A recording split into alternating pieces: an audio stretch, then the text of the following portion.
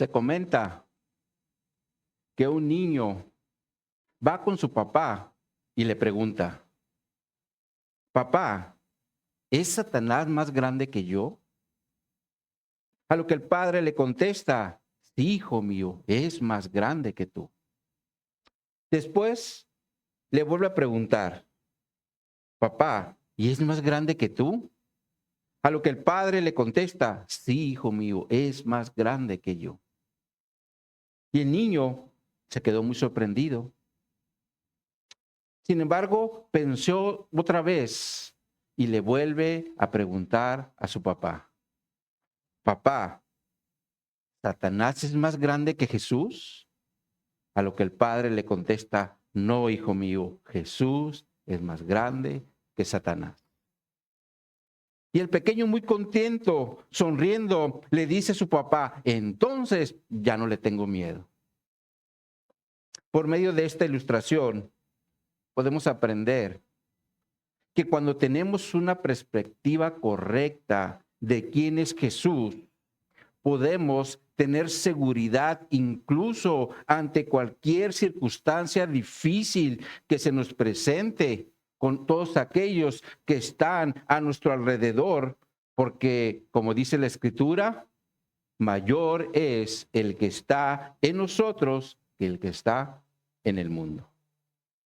Sin embargo, mis hermanos, si nuestra perspectiva no es correcta de quién es Jesús, entonces será imposible tener seguridad en las pruebas y las aflicciones que experimentemos en el día a día. Pero si Jesús es el centro de nuestra vida, entonces podremos incluso tener gozo en las tribulaciones. Porque el Padre nos consuela, como Pablo le dijo a los Corintios, en el capítulo 1, los versículos 3 y 4, donde les dice, bendito sea el Dios y Padre de nuestro Señor Jesucristo, Padre de misericordia y Dios de toda consolación, el cual nos consuela en todas nuestras tribulaciones, para que podamos también nosotros consolar a los que están en cualquier tribulación por medio de la consolación con la que nosotros somos consolados por Dios. Entonces es claro, mis hermanos, que como hijos de Dios tenemos consolación en los momentos difíciles de parte de nuestro Padre Celestial, pero de igual forma nos capacita para que nosotros podamos consolar a aquellos que también están pasando por alguna situación difícil o alguna tribulación. Y en este mismo sentido, el apóstol Pablo en el capítulo 7 de su segunda carta a los Corintios nos hablará de la consolación y el gozo que hay en Dios en las tribulaciones. Así que los invito a que abran su Biblia en 2 Corintios, capítulo 7, y leamos los versículos del 2 al 6. Segunda carta de Pablo a los Corintios, capítulo 7, dije 2, ¿verdad? Es capítulo 7, versículos 2 al 6. Dice aquí la palabra de Dios, admitíos, a nadie hemos agraviado, a nadie hemos corrompido, a nadie hemos engañado. No lo digo para condenarlos, pues ya he dicho antes que estáis en nuestro corazón para morir y para vivir juntamente. Mucha franqueza tengo con vosotros, mucho me glorío con respecto de vosotros, lleno estoy de consolación, sobreabundo de gozo en todas nuestras tribulaciones. Porque de cierto, cuando vinimos a Macedonia, ningún reposo tuvo nuestro cuerpo, sino que en todo fuimos atribulados, de afuera, conflictos, de adentro, temores. Pero Dios, que consuela a los humildes, nos consoló con la venida de Tito. El título que le hemos dado a esta enseñanza es Consolación y Gozo en la tribulación. Consolación y gozo en la tribulación. Oremos. Oh Padre Celestial, pedimos tu dirección. Que sea tu Espíritu Santo que nos hable a través de tu palabra. Te pido, Señor, que utilices a este siervo inútil para poder edificar a mis hermanos en Cristo y podamos salir de este lugar, Señor, como lo dice este título, Señor. Que salgamos, Señor, con consolación de parte tuya, con gozo, aunque estemos pasando en situaciones difíciles, Señor. Háblanos, Señor, guíanos, ayúdanos. Te lo pedimos en el nombre de Jesús. Amén y amén. El apóstol Pablo, mis hermanos, después de tratar el asunto del yugo desigual, en la última parte del capítulo 6, donde también, por cierto, nos aclara que somos el templo del Dios viviente, Pablo después vuelve a tocar un punto que trató anterior al tema del yugo desigual, en los versículos 12 al 13, en el capítulo 6, donde dice: no estáis estrechos en nosotros, pero si sois estrechos en vuestro propio corazón, pues para corresponder del mismo modo como a hijos hablo, ensanchaos también vosotros. Es claro que Pablo aquí les está expresando a los corintios el amor que les tiene. Por eso les da el mandamiento de abrir su corazón cuando les dice: ensanchaos también vosotros. Sin embargo, ahora en este capítulo 7 vuelve a tratar este mismo punto y empieza de igual forma tratándolo con un mandamiento cuando les dice: admitíos, lo cual se refiere a tener una aceptación o como haciendo un espacio en el corazón para aceptar a alguien. Como por ejemplo, la Escritura nos enseña que Pablo le escribe a Filemón para que reciba a Onésimo, uno de sus esclavos, el cual Pablo engendró o discipuló en sus prisiones. Y en esta carta, Pablo le pide a Filemón que lo reciba de nuevo, pero no como un esclavo, sino como un hermano amado. Lo cual quiere decir que Filemón debería abrir su corazón para recibir a Onésimo como un hermano en la fe. Miren cómo lo presenta la Escritura. Se los vamos a poner en la pantalla. Filemón 1:15 al 17 nos dice: porque quizás para esto se apartó de ti por algún tiempo, para que le recibieses para siempre, no ya como esclavo, sino como más que un esclavo, como a hermano amado, mayormente para mí, por cuanto más para ti, tanto en la carne como en el Señor. Así que si me tienes por compañero, recíbele como a mí mismo. La realidad, mis hermanos, es que muchas veces cerramos nuestro corazón para recibir de nuevo a una persona, sobre todo si nos traicionó o nos ocasionó un dolor en el corazón, sea porque hizo un mal comentario de nosotros o porque divulgó algo que nosotros le dijimos en confesión o en intimidad. Estas son situaciones que muchas veces se presentan y hacen que cerremos el corazón para no recibir de nuevo a una persona que nos hizo sentir mal. Sin embargo, en Cristo, es decir, como cristianos, esto no debe ser así. Y más si se arrepintieron y nos pidieron perdón. De hecho, Jesús dijo en Marcos capítulo 11, en los versículos 24 al 26, se los vamos a poner en la pantalla. Dice aquí Jesús: por tanto, os digo que todo lo que pidiereis orando, creed que lo recibiréis y os vendrá. Y cuando estéis orando, perdonad si tenéis algo contra alguno, para que también vuestro Padre que está en los cielos os perdone a vosotros vuestras ofensas. Porque si vosotros no perdonáis, tampoco vuestro Padre que está en los cielos os perdonará vuestras ofensas. Entonces es claro que nosotros como cristianos debemos aprender a perdonar a los que nos ofenden para que nuestro Padre Celestial también nos perdone todas nuestras ofensas.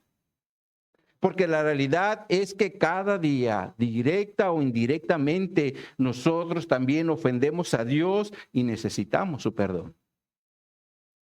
Por ese motivo, no debemos cerrar nuestro corazón cuando nos sintamos ofendidos, como seguramente pasó con Filemón en relación a Onésimo. Y en este mismo sentido, todo indica que los corintios también tenían su corazón cerrado. Por ese motivo, la Nueva Biblia de las Américas traduce el admitíos como acéptenos en su corazón. Acéptenlos en su corazón, aquí es más específico a lo que se refiere Pablo. Lo cual quiere decir que Pablo les está pidiendo aceptación en su corazón. Solo que lo hace a través de un mandamiento para que ellos lo abrieran y no lo tuvieran cerrado. Como muchas veces también pasa con nosotros en relación a aquellas personas que nos han ofendido o nos han hecho sentir mal. Ahora, Pablo, después de darle este mandamiento, les presenta 3 acciones que no había hecho nunca con ellos. La primera es cuando les dice, a nadie hemos agraviado. A nadie hemos agraviado. Es decir, ofendido o hecho daño para que ellos tuvieran cerrado su corazón. Un ejemplo de esto lo vemos en el Evangelio de Mateo, en el capítulo 20, cuando Jesús habla de los obreros de la viña, donde nos dice que un padre de familia salió por la mañana a contratar obreros para su viña. Y conforme lo fue contratando, acordó con ellos darles un denario por el trabajo de ese día. Entonces sale en la mañana, contrata a algunos. Después, en el transcurso del día, continúa contratando a más personas que él miraba que estaban desocupados. Y por lo tanto, no todos entraron a trabajar a la misma hora, ya que los primeros empezaron a trabajar posiblemente entre las 6 y las 7 de la mañana, cuando dice que salió en la mañana. Los segundos, ahí sí especifica que los contrató cerca de la hora tercera, es decir, las 9 de la mañana. Los terceros y cuartos los contrató cerca de la hora sexta y novena, que corresponde entre las 12 y 3 de la tarde. Y por último, contrató a otros a la hora 11, es decir, 5 de la tarde. Sin embargo, con todos acordó darles un denario por el día de trabajo. Sin embargo, el problema fue a la hora del pago. Porque los que trabajaron más horas se les hizo injusto que los que habían trabajado solo 1 hora recibieran el mismo sueldo que ellos. Y por lo tanto le reclaman al dueño, como se menciona en Mateo, capítulo 20, en los versos 13 y 14, que les ponemos en la pantalla. Dice aquí, él, es decir, el dueño, respondiendo dijo a uno de ellos, amigo, no te agravio, ¿no conveniste conmigo un denario? Toma lo que es tuyo y vete, pero quiero dar a este postrero como a ti. Es claro que el dueño no fue injusto porque le dio a cada uno lo que había acordado con ellos y por lo tanto no les hizo ningún mal o agravio porque fue justo de acuerdo a lo que convino con cada uno de ellos. Y este es el mismo punto que Pablo está tratando con los corintios porque nunca obró de una forma injusta para que ellos se sintieran agraviados. Ahora, la segunda acción que Pablo menciona que nunca hizo con ellos es cuando les dice, a nadie hemos corrompido. Esto se refiere a destruir, perjudicar o hacer daño también.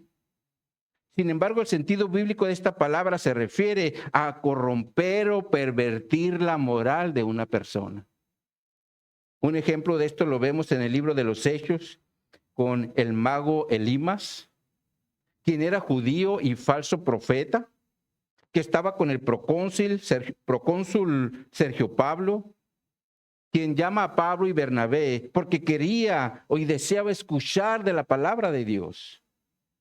Pero este mago, dice la Escritura, que se oponía procurando apartar de la fe al procónsul, y por lo tanto Pablo le dice, les ponemos la Escritura en la pantalla, en Hechos 13, versos 10 al 12. Dice Pablo: oh, lleno de todo engaño y de toda maldad, hijo del diablo, enemigo de toda injusticia, no cesará de trastornar, aquí está la palabra de perversión moral, no cesará de trastornar los caminos rectos del Señor. Ahora pues, he aquí la mano del Señor está contra ti, y serás ciego y no verás el sol por algún tiempo. E inmediatamente cayeron sobre él oscuridad y tinieblas, y andando alrededor buscaba quien le condujese de la mano. Entonces el procónsul, viendo lo que había sucedido, creyó, maravillado de la doctrina del Señor. Ahora, gracias a Dios, mis hermanos, este procónsul creyó, y este falso profeta llamado Elías fue apartado de su camino. Elimas fue apartado de su camino. Sin embargo, mis hermanos, en nuestros días siguen existiendo muchos Elimas que también quieren pervertir y apartar a los que más puedan del camino del Señor. Ahora, mis hermanos, para que esto no suceda, tenemos que conocer la palabra de Dios, pero de igual forma buscar maestros que la enseñen en su contexto. Y de esa forma no corromper la palabra de Dios, como Pablo tampoco nunca lo hacía. De hecho, esto le mencionó en el capítulo 4, en el versículo 2 a los Corintios, donde les dice: antes bien renunciamos a lo oculto y vergonzoso, no andando con astucia, ni adulterando la palabra de Dios, sino por la manifestación de la verdad, recomendándonos a toda conciencia humana delante de Dios. Es claro que Pablo, mis hermanos, nunca, pero nunca adulteraba la palabra de Dios. Por ese motivo renunciaba a lo oculto y vergonzoso, no andando con astucia como muchos falsos maestros lo siguen haciendo en la actualidad, y más en las redes sociales donde abundan. Ahora, la tercera acción que Pablo nunca hizo con los corintios es cuando les dice: a nadie hemos engañado. Esto se refiere a manipular las cosas para tener una ventaja. Ahora, en relación a esto, en una ocasión, y creo que ya lo he mencionado en otras ocasiones, por un momento miré en las redes sociales a uno de esos predicadores de la prosperidad, y observé cómo él manipulaba la palabra de Dios para engañar a sus oyentes, los cuales, por cierto, se miraban que eran multitudes. Y este falso predicador estaba diciendo que el fruto prohibido que se menciona en Génesis capítulo 2 y que se le prohibió comer a Adán, él dice, ese era el diezmo. ¿Ustedes creen? Ahora surge una pregunta: ¿por qué estos falsos predicadores engañan tan fácilmente a las multitudes? Y creo que solo hay una respuesta, y esto es porque no leen la palabra de Dios en su contexto. Ahora, hablando del engaño, cuando Pablo está tratando con los tesalonicenses el tema de lo que agrada a Dios, Pablo incluye en no engañar a los hermanos. En 1 Tesalonicenses, en el capítulo 4, dice en el versículo 6, ninguno agravie ni engañe en nada a su hermano, porque el Señor es vengador de todo esto, como ya os hemos dicho y testificado. Por eso, como cristianos, nosotros no debemos agraviar, corromper o engañar a ninguno de nuestros hermanos en Cristo. Ahora, si lo hacemos, tarde que temprano nos la vamos a ver con Dios, como Pablo también le dice a los tesalonicenses. Pero también nos lo dice a nosotros como iglesia. Por ese motivo, Pablo siempre cuidaba su testimonio para no agraviar, corromper o engañar a ninguno de sus hermanos en Cristo, como también nosotros debemos procurar no hacerlo. Ahora, Pablo, después de darle a los corintios el mandamiento de abrir su corazón para que lo acepten y de presentarles estas 3 acciones que nunca hizo con ellos, continúa diciendo en el versículo 3, no lo digo para condenarlos, pues ya he dicho antes que estáis en nuestro corazón para morir y para vivir juntamente. Es claro que Pablo aquí está haciendo énfasis en algo que habló o les dijo, pero sin intención de condenarlos. Es como si un padre le llama la atención a su hijo que anda haciendo cosas malas. Por ejemplo, se sube un puente peatonal y empieza a tirarle piedras a los carros que van transitando. Y cuando el padre se da cuenta, rápidamente le llama la atención y le dice, deja de hacer eso, porque puedes ocasionar un accidente o le puedes quebrar un vidrio a los carros que van transitando en esa avenida. Ahora, de la misma forma, Pablo les llamaba la atención a los corintios para que comprendieran primeramente que los amaba, porque así es como lo hace un padre con un hijo. Por eso en ocasiones Pablo les hablaba fuerte, como lo hizo en 1 Corintios, en el capítulo 4, en los versículos 14 y 15, donde les dice, no escribo esto para avergonzarlos, sino para molestarlos como a hijos míos amados. Porque aunque tengáis 10,000 años, es decir, tutores en Cristo, no tendréis muchos padres, pues en Cristo Jesús yo os engendré por medio del Evangelio. Es claro que Pablo, era como un padre espiritual para los corintios, porque se preocupaba por ellos en su crecimiento espiritual. Por eso en ocasiones les hablaba fuerte, pero no para condenarlos o para hacerlos sentir culpables, sino todo lo contrario. Lo hacía para que corrigieran sus malas acciones, como lo era tener cerrado el corazón y de esa forma no demostrar el amor que Jesús demanda en su iglesia. Por eso Pablo también les dice, pues ya se os he dicho antes que estáis en nuestro corazón, haciendo nuevamente referencia a lo que les dijo en el capítulo 6, en los versículos 11 y 12. Donde les dice, nuestra boca se ha abierto a vosotros, oh Corintios, nuestro corazón se ha ensanchado, es decir, se ha abierto. No estéis estrechos en nosotros, es decir, como indiferentes. Pero si sois estrechos en vuestro propio corazón, lo cual quiere decir que sí lo tenían cerrado. Y Pablo quería que lo abrieran, como él lo había hecho con ellos. Y para afirmar este punto, les continúa diciendo en la parte final del versículo 3, para morir y para vivir juntamente. La realidad es que cuando amamos a una persona, va a haber una disposición en nuestro corazón de estar siempre con esa persona en las buenas y en las malas, incluso hasta el punto de morir con ellos como lo hace un esposo con su esposa. Y esto es porque las amamos o la debemos amar hasta que la muerte nos separe. ¿O no es así, esposos? Amén. Ahora, un ejemplo de estar con una persona hasta la muerte, lo vemos cuando David huye de Jerusalén, cuando su hijo Absalón se estaba proclamando rey. Y en esta partida, un siervo de David llamado Itai lo quiso acompañar Pero David le dice en 2 Samuel capítulo 15, en los versículos 19 al 21. Se los vamos a poner en la pantalla.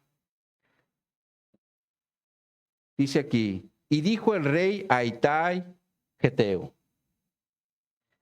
¿para qué vienes tú también con nosotros? Vuélvete y quédate con el rey, porque tú eres extranjero y desterrado también de tu lugar. Ayer viniste y he de hacer hoy que te muevas para ir con nosotros. En cuanto a mí, yo iré a donde pueda ir. Tú vuélvete y haz volver a tus hermanos. Y Jehová te muestre amor permanente y fidelidad. Y respondió Itai al rey, diciendo, vive Dios y vive mi señor el rey, que o para muerte o para vida, donde mi señor el rey estuviere, allí estaré también, allí también estará tu siervo. Es claro, mis hermanos, que este siervo quería estar con David para vida o para muerte, lo cual quiere decir que si David estaba vivo, él quería estar ahí. Pero si David moría, estaba dispuesto a morir con él. Porque recordemos que en ese tiempo, cuando venían, atacaban a un rey, arrasaban con todos. Y el que estaba ahí con él, pues también se lo llevaban, ¿verdad? Ahora, en la literatura romana o grecorromana, la expresión estar dispuesto a morir con alguien era un lenguaje de mucho cariño, donde expresaba mucho cariño hacia una persona. Por eso Jesús también dijo en Juan capítulo 15, verso 13, nadie tiene mayor amor que este, que uno ponga su vida por los amigos. Este es el amor del que está hablando Pablo cuando dice, estáis en nuestro corazón para morir y para vivir juntamente. Ahora, mis hermanos, ¿se imaginan ser una iglesia que vive y actúe con este amor? Donde todos estamos dispuestos a morir y vivir por los hermanos. Les aseguro que impactaríamos al mundo. Porque hoy la mayoría de la gente solo se centra en ellos mismos, porque trabajan para ellos y viven para ellos. Y por lo tanto, es una generación de mucho egocentrismo. Así que los invito a meditar, mis hermanos, cómo estamos viviendo nuestro amor en Cristo en estos momentos. Es decir, nuestro amor es egocéntrico, donde solo importa el yo, o nuestro amor es de morir y vivir juntamente con nuestros hermanos en Cristo. Mi oración es que todos seamos de los que estemos dispuestos a morir y vivir juntamente con nuestros hermanos en Cristo. ¿Cuántos dicen amén a esto? Ahora, Pablo, después de hablarles de este amor que tenía hacia ellos, ahora en el versículo 4 les presenta dos afirmaciones y dos experiencias. Cuando les dice, de mucha franqueza tengo con vosotros, mucho me glorío con respecto de vosotros, lleno estoy de consolación, sobreabundo de gozo en todas nuestras tribulaciones. Ahora, la primera afirmación que Pablo aquí está haciendo es cuando les dice, mucha franqueza tengo con vosotros. Y esto nos habla de que Pablo confiaba en los corintios al punto de estar dispuesto a emprender actividades que impliquen un riesgo o peligro. Como por ejemplo, predicar el evangelio de Jesucristo ante una sociedad pagana e idólatra como lo era la misma ciudad de Corinto. Y como lo es también la nuestra. Porque en nuestro país hay regiones, sobre todo hacia el sur de México, donde cristianos son perseguidos, maltratados, incluso sus instalaciones son quemadas por predicar el evangelio de Jesucristo, pero de igual forma por rechazar la adoración de los ídolos que todo el pueblo adora a su alrededor. Es claro que predicar el evangelio siempre será un riesgo cuando hay idolatría en el pueblo. Por eso Pablo habla de franqueza, porque esta palabra también se refiere a tener denuedo en público, para que podamos predicar la palabra de Dios, como también le dice Pablo a los Efesios, en Efesios capítulo 6, en los versículos 18 al 20, donde le dice: orando en todo tiempo con toda oración y súplica en el Espíritu, y velando en ello con toda perseverancia y súplica por todos los santos, y por mí, dice Pablo, a fin de que al abrir mi boca me sea dada palabra para dar a conocer con denuedo el ministerio del Evangelio, por el cual soy embajador en cadenas, que con denuedo hable de él como debo de hablar. Entonces es claro que se requiere de nuevo o valentía, como dice otra traducción, para hablar la palabra de Dios a los perdidos. Y eso es lo que Pablo le afirma a los corintios cuando les dice: mucha confianza tengo de vosotros, porque a final de cuentas también tienen el Espíritu Santo para que les diera ese denuedo o valentía que necesitaban para predicar el Evangelio de Jesucristo, aunque esto fuera un riesgo en su contexto. Ahora, la segunda afirmación que Pablo les hace es cuando les dice: mucho me glorío con respecto a vosotros. Esto nos habla de que Pablo tenía una satisfacción personal hacia los corintios al punto que se sentía orgulloso de ellos. Esto es como cuando nosotros como padres nos sentimos orgullosos de un hijo cuando está viviendo de una forma que agrada a Dios. Porque, por ejemplo, lo vemos por las mañanas orando, vemos que se da un tiempo para leer la palabra de Dios en el transcurso del día, no falta a los servicios de la iglesia, pero sobre todo siempre busca el ser obediente a la palabra de Dios. Es claro que esto nos va a dar mucho gozo en el corazón, porque vemos lo que Dios está haciendo en la vida de nuestro hijo. Y así se sentía Pablo hacia los corintios. Ahora Pablo, después de presentar estas dos afirmaciones, les menciona dos experiencias. La primera es cuando les dice: lleno estoy de consolación. Y esto se refiere a momentos donde Pablo se sentía consolado en tiempos de decepción. Como ya se los había dicho en el capítulo 1, los versos 3 y 4, donde les dice: bendito sea el Dios y Padre nuestro Señor Jesucristo, Padre de misericordias y Dios de toda consolación, el cual nos consuela en todas nuestras tribulaciones, para que podamos también consolar a los que están en cualquier tribulación, por medio de la consolación con que nosotros somos consolados por Dios. Esta es la consolación de la que Pablo se sentía lleno, porque era la que le daba fuerzas para seguir adelante en la obra del ministerio. Ahora, la segunda experiencia es cuando dice: sobreabundo de gozo en todas nuestras tribulaciones. Es como si Pablo estuviera diciendo: tengo gran alegría en los tiempos de angustia o de aflicción. Lo cual nos da a entender que en las tribulaciones su gozo estaba por encima. Había tribulaciones, sí, pero su gozo estaba por encima. Y esto es porque las tribulaciones, mis hermanos, siempre tienen un propósito de parte de Dios en nuestra vida. Por ejemplo, Pablo dice en Romanos capítulo 5, en el versículo 3, las tribulaciones producen paciencia, es decir, resistencia y perseverancia, para que permanezcamos firmes. Ahora, todos sabemos que una tribulación nunca, pero nunca será algo agradable. Pero cuando nos fortalecemos a través de ellas, entonces nos llenamos de gozo. Porque, en primer lugar, aprendemos a tener resistencia. Y en segundo lugar, porque nos ayuda a seguir adelante.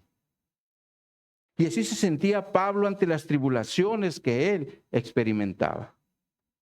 Sin embargo, después de hablar del gozo en las tribulaciones, Pablo presenta un ejemplo en el versículo 5 cuando dice, porque de cierto cuando vinimos a Macedonia, ningún reposo tuvo nuestro cuerpo, sino que en todo fuimos atribulados, de afuera conflictos, de adentro temores. Ahora, aquí Pablo menciona la ciudad de Macedonia, la cual se encontraba al norte del Corintio, y fue de donde, por cierto, Pablo está escribiendo esta segunda carta. Sin embargo, cuando iba rumbo a esa ciudad, experimentó momentos difíciles porque dice que su cuerpo no tuvo ningún reposo, pero en relación a Tito, ya que, como se los había mencionado, en el capítulo 2, en los versículos 12 y 13, donde les dice, cuando llegué a Troas para predicar el evangelio de Cristo, aunque se me abrió puerta en el Señor, no tuve reposo en mi espíritu por no haber hallado a mi hermano Tito. Así, despidiéndome de ellos, partí para Macedonia. Pablo aquí también expresa que no tuvo ningún reposo en su espíritu a pesar de que se le había abierto la puerta para predicar el evangelio en Troas. Y el motivo es, mis hermanos, porque no sabía nada de Tito, ya que lo había enviado a Corinto con una carta, como lo menciona un poco más adelante en el versículo 8, en 2 Corintios 7, 8, donde dice, porque aunque os contristé con la carta, no me pesa, aunque entonces lo lamenté, porque veo que aquella carta, aunque por algún tiempo os contristó. Entonces, claro que Pablo, estando en Troas, partió a Macedonia porque quería saber de Tito. Sin embargo, nos dice que no tuvo reposo en su cuerpo, lo cual nos enseña que no tuvo descanso. Ahora entendemos que esto era por la preocupación que tenía hacia Tito, por haberlo enviado con esa carta y no saber nada. Y sobre todo porque en esa carta Pablo les ha de haber hablado también de una forma fuerte. Y esto era porque los corintios también estaban siendo influenciados por los falsos maestros, como más adelante lo vamos a ver.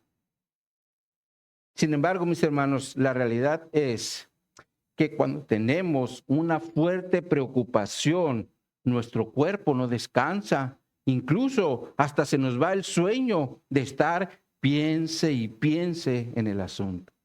Por ejemplo, imaginemos que nuestro cónyuge, por motivos de trabajo, tiene que hacer un viaje a la Ciudad de México. Y estando allá, le viene un terremoto y se cortan las comunicaciones. Pregunta, ¿ustedes creen que ese día vamos a poder dormir si no tenemos noticias de nuestro cónyuge? Les aseguro que no. Porque queremos saber cómo está o si le pasó algo a nuestro amado. Y estamos viendo la manera a ver cómo sabemos de él. Y mientras que no tengamos noticia de él, vamos a estar angustiados, no va a haber descanso. No podemos decir, ahorita me voy a dormir y hay mañana que me comuniquen. No, pues estamos angustiados. Algo así estaba experimentando Pablo en relación a Tito, porque no tenía noticias de él. Por eso habla de no tener reposo o descanso en su cuerpo. Sin embargo, no era todo, porque también dice que en todo fueron atribulados, es decir, afligidos, oprimidos, en aprietos, en aflicciones o con dificultades.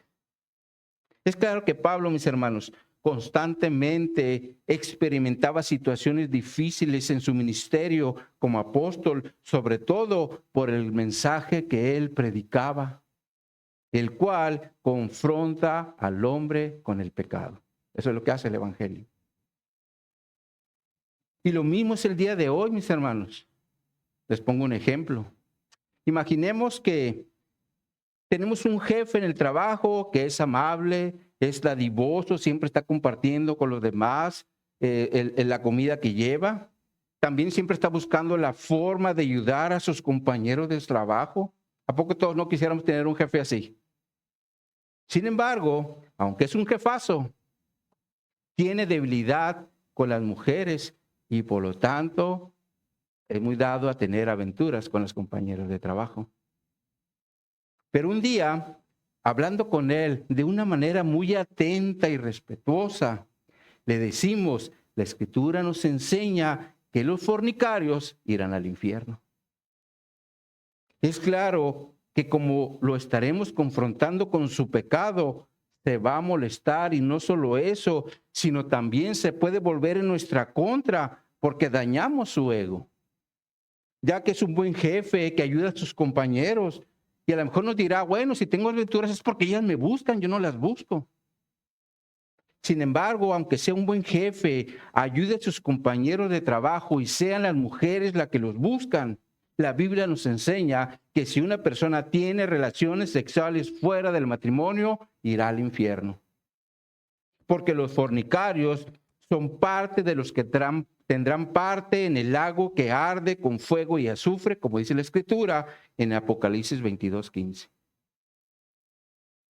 Pero el punto es, mis hermanos, que cuando predicamos el Evangelio, por más suavecito que lo hagamos, el Evangelio siempre, pero siempre va a confrontar el pecado del hombre, y como resultado pueden surgir enemigos o gente que nos rechace.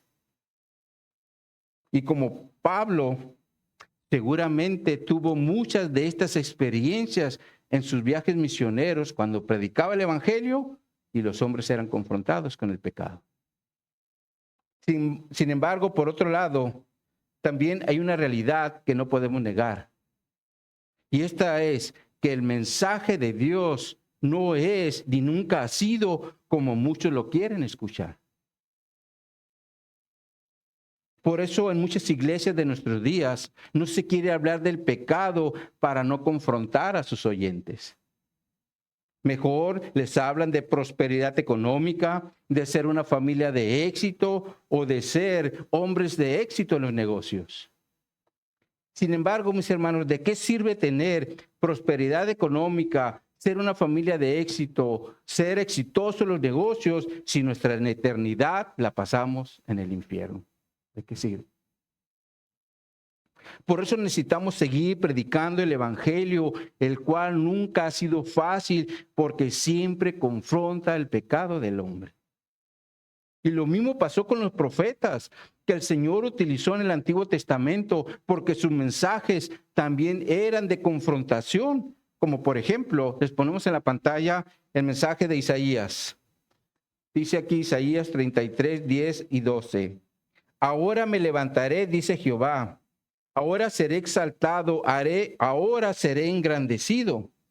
Concebisteis hojarascas, rastrojo daréis a luz, el soplo de vuestro fuego os consumirá, y los pueblos serán como cal quemada, como espinos cortados serán quemados con fuego. Ahora, cuando aquí la Escritura dice cal quemada y espinos cortados, esto se refiere a un juicio completo, era el significado, y ellos así lo entendían. Estos eran mensajes de juicio que los profetas recibían de parte de Dios para que se lo dieran al pueblo. Les pongo un ejemplo más de Jeremías, se los ponemos en la pantalla. Dice aquí Jeremías 6, 22 al 24. Así ha dicho Jehová, he aquí que viene pueblo de la tierra del norte, una nación grande se levantará de los confines de la tierra. Arco y jabalina empuñarán, crueles son y no tendrán misericordia. Su estruendo brama como el mar y montarán a caballo como hombres dispuestos para la guerra contra ti, oh hija de Sión. Su fama oímos y nuestras manos se descoyuntaron. Se apoderó de nosotros angustia, dolor como de mujeres que está en parto. Este era un mensaje que el Señor le estaba dando al pueblo de una invasión enemiga, la cual llegaría como un acto de juicio contra Judá y contra Jerusalén. Pero lo tremendo de esto, mis hermanos, es que estos hombres nunca, pero nunca se quedaron callados. Siempre dieron el mensaje de juicio de Dios al pueblo. Hablaron. Y lo mismo hacía Pablo bajo la dirección del Espíritu Santo, aunque esto le trajo un sinfín de problemas. Por eso dice que en todo habían sido tribulados, tanto de afuera como de adentro. Ahora entendemos que cuando menciona la palabra de afuera, es una referencia a los que no pertenecen a la iglesia de Cristo, como era el caso de los judíos no convertidos, los cuales Pablo constantemente, o con los cuales Pablo constantemente tenía conflictos, ya que Pablo predicaba un mensaje que no favorecía a las tradiciones de Israel, como era el caso de la circuncisión, la cual por generaciones se había practicado y enseñado entre los israelitas.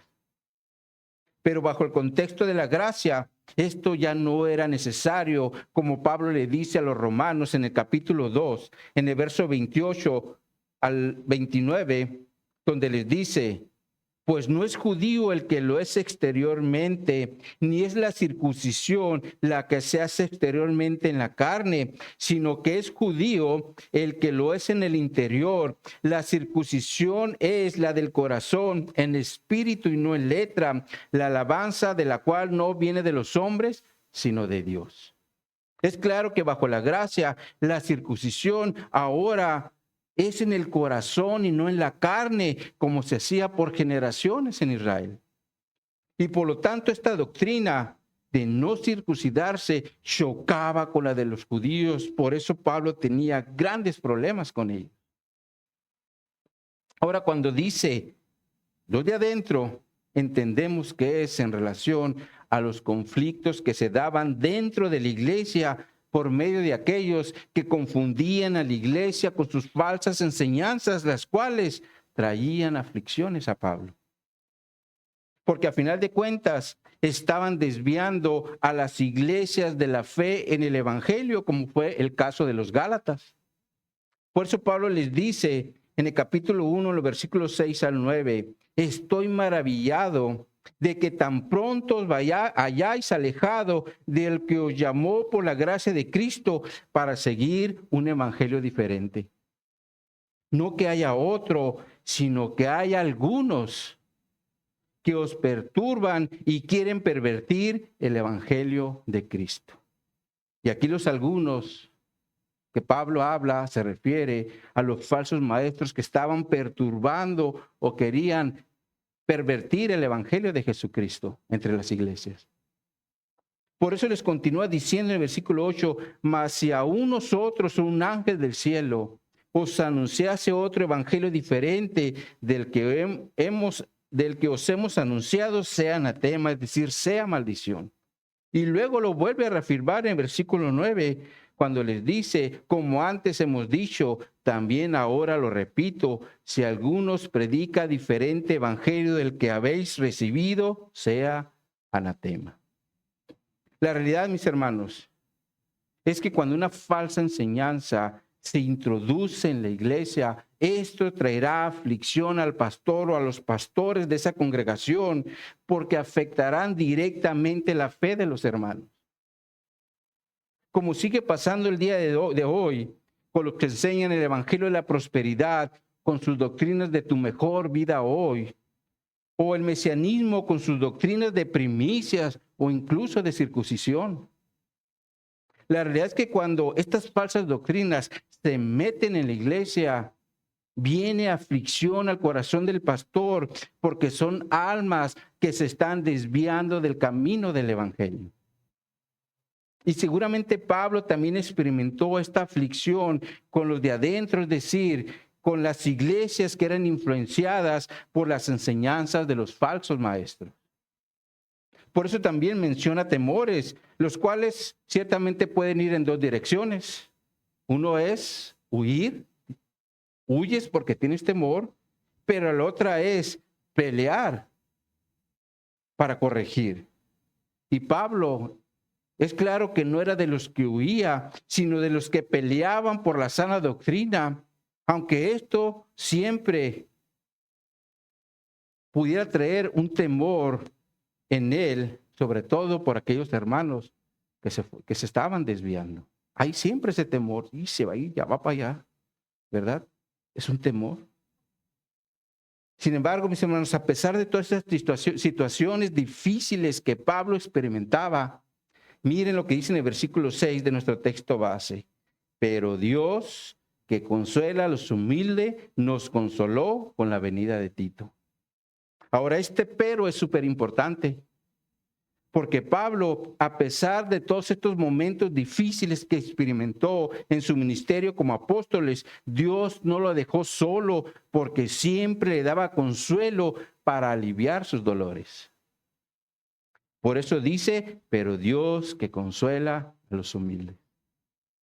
Ahora, aquí la palabra consuela se refiere a infundir ánimo o alentar, y eso era lo que Dios hacía en la vida de Pablo para que siguiera adelante en los momentos difíciles. Ahora, en este mismo sentido, David dice en el Salmo 23, que todos conocemos, Jehová es mi pastor, nada me faltará. En lugares de delicados pastos me hará descansar, junto a aguas de reposo me pastoreará. Confrontará mi alma, confortará mi alma, me guiará por sendas de justicia, por amor de su nombre. Y aunque ande en valle de sombra de muerte, no temeré mal alguno, porque tú estarás conmigo, tu vara y tu cayado me infundirán aliento. Aderezas mesa delante de mí, en presencia de mis angustiadores, unges mi cabeza con aceite, mi copa está rebosando. Ciertamente el bien y la misericordia me seguirán todos los días de mi vida. En la casa de Jehová moraré por largos días. Este definitivamente es un salmo para tener consuelo y seguridad en los momentos difíciles, porque Dios siempre está ahí para consolarnos y de esa forma no desmayemos ante los momentos difíciles. Ahora, si alguien, mis hermanos, en estos momentos está pasando por una situación difícil, Dios nos dice en su palabra, aquí estoy para consolarte, porque nunca te voy a dejar solo ni te voy a desamparar. ¿Cuántos dicen amén por eso? Sin embargo, mis hermanos, también necesitamos ser obedientes a la palabra de Dios. Porque si somos desobedientes, la palabra de Dios también nos dice que Dios, al que ama, disciplina. Así que mejor seamos obedientes a la palabra de Dios para recibir consolación en los momentos difíciles y no disciplina por andar en desobediencia. Ahora, como Pablo era un hombre obediente a la dirección que Dios le daba, el consuelo vino a su vida por medio de la llegada de Tito. Por eso termina diciendo en el versículo 6, nos consoló con la venida de Cristo. La angustia en cuanto lo miró, se acabó. Aquí ya está. Por fin supe de él. Está vivo. No le pasó nada. Entonces, como conclusión, mis hermanos, a lo que vimos en esta sección de la Escritura, salgamos de este lugar considerando en primer lugar que las situaciones difíciles muchas veces son parte del plan de Dios en nuestra vida, porque por un lado muchas veces las permite para fortalecer nuestra fe y obediencia y de esa forma sigamos adelante en el día a día.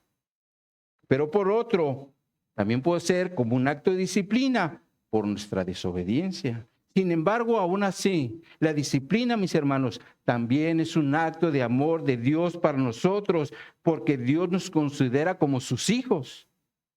Y por lo tanto, no somos bastardos. Aún así, vemos el amor de Dios porque quiere darnos dirección. Y en segundo lugar, aprendamos a vivir en el gozo y la consolación del Señor en los tiempos difíciles, no permitiendo por ningún motivo que las situaciones difíciles afecten nuestra relación con Dios y con nuestros hermanos en Cristo. Porque Dios quiere una iglesia que esté unida al punto de morir o vivir juntos, los unos por los otros, bajo el consuelo y el gozo del Señor en los tiempos de la tribulación. Amén, mis hermanos. Oremos. Oh, mi Dios, pues te damos gracias, Padre, por tu palabra. Sabemos que constantemente pasamos por situaciones difíciles, tribulaciones que llegan a nuestra vida. Yo te pido, Señor, que si algún hermano en estos momentos está pasando por un momento difícil, le des un abrazo, Señor. que él pueda salir de esta reunión consolado en ti, Señor. Pero de igual forma, Padre, si mi hermano, mi hermana se ha dado cuenta de que está haciendo algo incorrecto, en desobediencia, que salga de este lugar con el propósito de enderezar su camino, Señor. Porque tú eres un Padre amoroso, quieres hijos obedientes, pero sobre todo porque sabemos que el buen camino es para nuestro bien. Así que mi Dios, yo te doy gracias, Señor, porque nos consideras tus hijos. Te doy gracias porque siempre estás ahí para consolarnos, para darnos gozos, incluso en esos momentos difíciles, que nuestra carne no sabe qué hacer. Pero sin embargo, cuando viene la respuesta, viene el refrigerio, nos gozamos. Pero sobre todo porque sabemos que tú estás atrás de cada situación que nosotros experimentamos en nuestro diario vivir, Señor. Yo te doy gracias, Señor, por tu gozo. Yo te doy gracias, Señor, por tu consolación. Incluso te damos gracias por esos tiempos difíciles, porque son a través de los cuales nos fortalecemos para seguir adelante, dándote toda la gloria y dándote toda la honra, Señor. Sabemos que las situaciones difíciles no son nada fáciles, pero cuando comprendemos el gran propósito divino que hay atrás de eso, claro que nos vamos a sentir con gozo, porque sabemos que somos parte de tu rebaño, que tú estás ahí con nosotros, fortaleciéndonos y ayudándonos. Gracias, Padre, por tu palabra. Gracias, Señor, porque tú nos cuidas, Señor. Y yo te pido, Señor, que sea tu Espíritu Santo el que nos hable directamente al corazón para que estemos analizando cómo estamos viviendo realmente nuestro cristianismo, Señor. Porque hemos aprendido, Señor, que es importante que seamos una iglesia unida. A ese punto, mi Dios, de estar dispuestos a morir o vivir juntamente los unos por los otros, demostrando ese amor que el mundo no conoce. Ayúdanos, Señor, a hacer esa iglesia, que te glorifiquemos y que demos testimonio de ti en todo momento. Te lo pedimos en el nombre de Jesús, nuestro Señor y Salvador. Amén y amén.